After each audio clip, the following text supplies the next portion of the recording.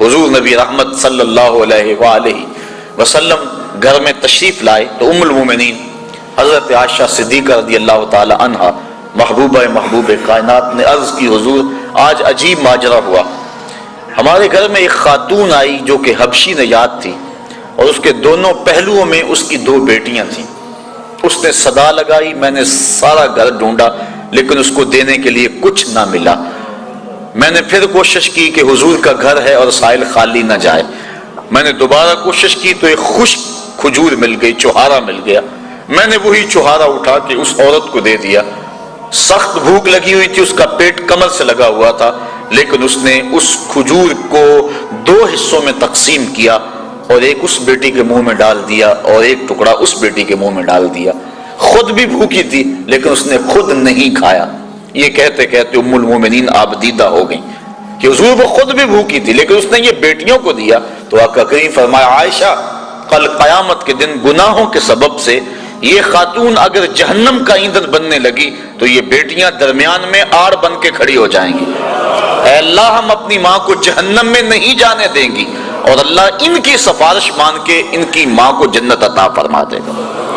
اور حدیث میں آتا ہے امرأہ مردودہ وہ عورت جس کے خامد نے اس کو طلاق دے دی، بدصورتی کی وجہ سے، غربت کی وجہ سے، جہیز کم لانے کی وجہ سے یا کسی سبب سے اس کو طلاق دے دی۔ اب معاشرے میں اسے کوئی قبول نہیں کرتا، ساری زندگی اس نے اپنے باپ کے دروازے پہ بیٹھ کے گزار دی۔ اس عورت کو عربی میں کہتے ہیں امرأہ مردودہ، واپس لوٹائی گئی عورت۔ حدیث میں آتا جب قیامت کے دن اس کے باپ کو جہنم کا حکم ہوگا تو یہ اللہ تعالیٰ سے بحث کرے گی، مالک نہ تو نے مجھے عقل دی نہ تو نے مجھے شکل دی، سسرال نے دھکا دے دیا، خامد نے قبول نہ کیا، معاشرہ مجھے دوبارہ قبول کرنے کو تیار نہیں تھا، یہ میرا باپ تھا جو میرے لیے مزدوری کرتا رہا اور میری کفالت کرتا رہا، آج میں تو اس کو جہنم میں نہیں جانے دوں گی۔ وہ رابعہ بصریہ نہیں، عام سی عورت، لیکن قیامت کے دن اللہ اس کے باپ کو اس کی سفارش مان کے جنت کی راہیں عطا فرما دے گا۔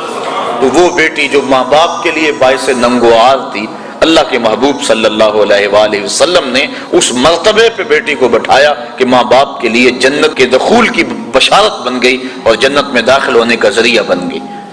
آپ تاریخ عرب پڑھیں، جس طرح وہ سکی بیٹی کو قتل کر دیتے تھے وہ سکی ہمشیرہ کو بھی قتل کر دیتے تھے۔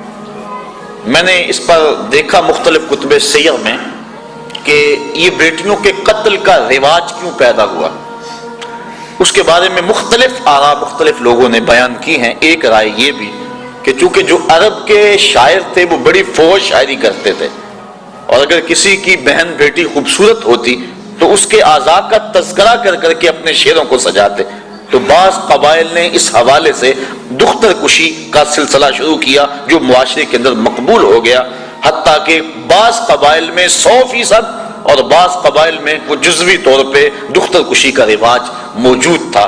محبوب علیہ السلام نے آ کے اس رواج کو ختم کیا۔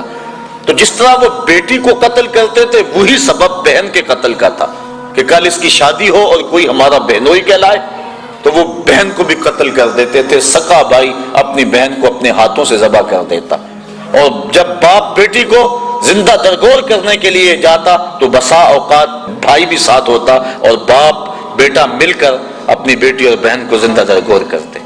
اب اللہ کے محبوب علیہ السلام نے جہاں بیٹی کو وقار دیا، بیٹی کو توقیر دی، وہاں بہن کو بھی عزت دی۔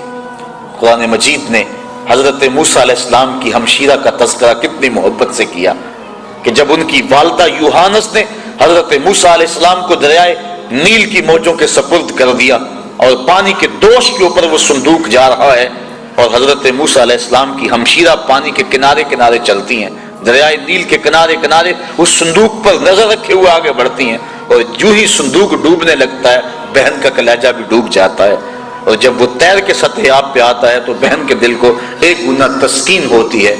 حضور کی آپ جانتے ہیں حقیقی بہن حقیقی بھائی کوئی نہیں، در یتیم ہے۔ سینہ صدف میں اکیلا پرورش پانے والا موتی در یتیم کہلاتا ہے، تو بطن آمنہ کے اندر حضور علیہ السلام اکیلے پرورش پائے اور اللہ کے محبوب علیہ السلام کو در یتیم کہا جاتا ہے۔ لیکن جب حضور حضرت حلیمہ سعدیہ سلام اللہ علیہا کے گھر دودھ پینے کے لیے کچھ عرصے کے لیے گئے تو حضرت حلیمہ سعدیہ کی ایک بیٹی تھی جن کا نام شیمہ یا شیمہ مختلف کتب سیر میں موجود ہے، وہ حضور کو اپنی گود میں اٹھا کر قبیلہ بنو سعد کے کھلے میدان میں آ جایا کرتی تھی۔ اور آپ نے بھی دیکھا ہوگا ہمارے دیہاتوں میں یہ رواج موجود ہے، اب بھی کہیں تو دم توڑ گیا لیکن آج بھی رواج جگہ جگہ موجود ہے کہ شام کے وقت جب عورتیں کھانا پکانے میں مصروف ہوتی ہیں تو بہنیں اپنے بھائی اٹھا کر باہر کھلی جگہ پہ لے آتی ہیں، اور ہر بہن کا مزاج یہ ہے کہ میرے بھائی سے سونا زمانے میں کوئی نہیں۔ وہ ایک مفکر نے کہا ہے کہ خوبصورتی دیکھنے والے کی آنکھ میں ہوتی ہے، تو ہر بہن کا مزاج ہے چاہے کالا کلوٹا کیوں نہ اس کا بھائی، اسی لیے چندہ ماموں کہا جاتا ہے نا، ہر بہن اپنے بھائی کو چاند کہتی ہے۔ جب بچیاں اپنے ویر لے کر قبیلہ بنو سعد کے میدان میں آتی تو ہر کوئی کہتی کہ میرے بھائی کا جوڑ نہیں۔ اگر کسی کی رنگت کالی ہوتی تو وہ نقوش کو معیار حسن قرار دیتی کہ حسن کا تعلق رنگت سے نہیں نقوش سے ہے، میرے بھائی کے نقوش تو دیکھو۔ اور اگر کسی کا رنگ سفید ہوتا تو وہ کہتی ہے کہ رنگ نہیں تو کچھ نہیں، میرے بھائی کا رنگ بڑا چٹا ہے لہذا میرا بھائی بڑا خوبصورت ہے۔ بحث مباحثہ ہو رہا ہوتا اور کوئی ماننے کو تیار نہ ہوتی کہ میرا بھائی کسی سے کم ہے، اتنے میں حضرت شیمہ اپنے ویر محمد کو اٹھا کے لے آتی، اور جو ہی وہ آتی اور کہتی ہاں میرا بھائی بھی آ گیا، تو وہ کہتی نہیں شیمہ تیرے ویر کا مقابلہ تو نہیں نا۔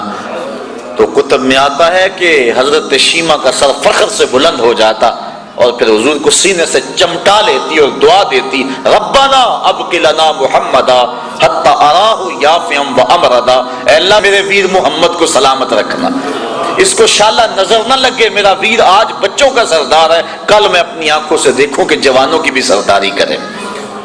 حضرت شیخ محقق نے بھی اس واقعہ کو لکھا ہے، کتب سیر میں موجود ہے کہ ایک غزوے میں حضرت شیمہ کے قبیلے کے ساتھ لڑائی ہوئی، چونکہ ان کی شادی ہو گئی، اولاد ہو گئی۔ جس قبیلے میں حضرت شیمہ کا نکاح ہوا تھا مدینہ شریف کے دور میں، مدنی دور میں حضور کی لڑائی غزوہ اس قبیلے کے ساتھ ہوا۔ اس قبیلے کے کافی لوگ پکڑے گئے، گرفتار ہو گئے، کچھ قتل کر دیے گئے۔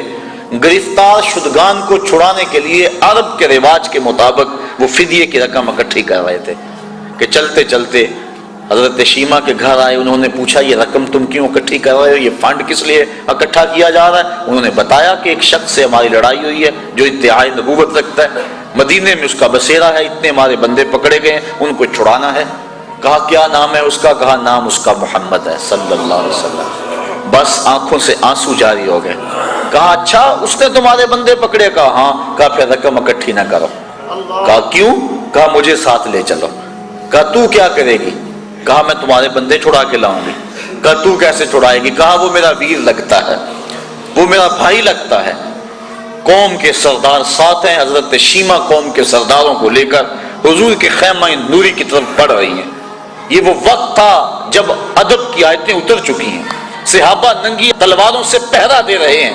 حضرت شیمہ اپنی قوم کے سرداروں کو لے کر اس خیال میں کہ میں اپنے بھائی کے پاس جا رہی ہوں بڑی تیزی سے آگے بڑھنا چاہا، لیکن پہرے داروں نے راستہ روک لیا، تلوار سونت دی۔ رک جائے دیہاتی عورت، جانتی نہیں آگے کوچہ رسول ہے، آگے تو بغیر اذن کے جبریل بھی نہیں جا سکتے، تم کون ہو؟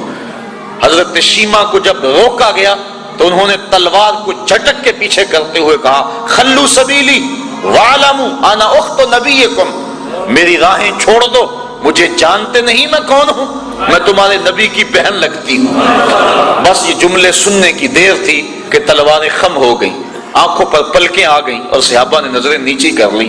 حضور علیہ السلام کی ہمشیرہ حضور کے خیمہ نوری میں داخل ہوئی۔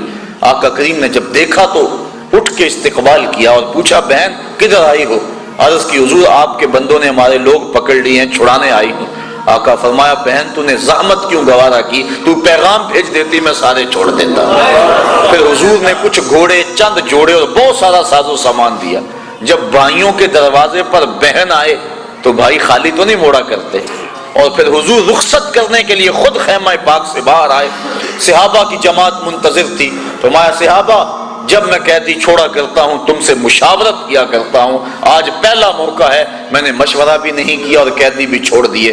کہا بندہ نواز جو چاہیں آپ کریں لیکن ارشاد تو کر دیں کہ آپ نے آج مشورہ ضروری کیوں نہیں سمجھا؟ فرمایا آج میرے دروازے پہ میری بہن آ گئی تھی، تو دنیا کے سامنے عملاً بہن کے وقار کو رکھا۔ جس معاشرے میں بیٹی کی توقیر نہیں تو اس معاشرے کو بیٹی کی توقیر سکھائی۔ بہن کی آبرو نہیں تھی، عملاً بہن کی آبرو لوگوں کے سامنے رکھی۔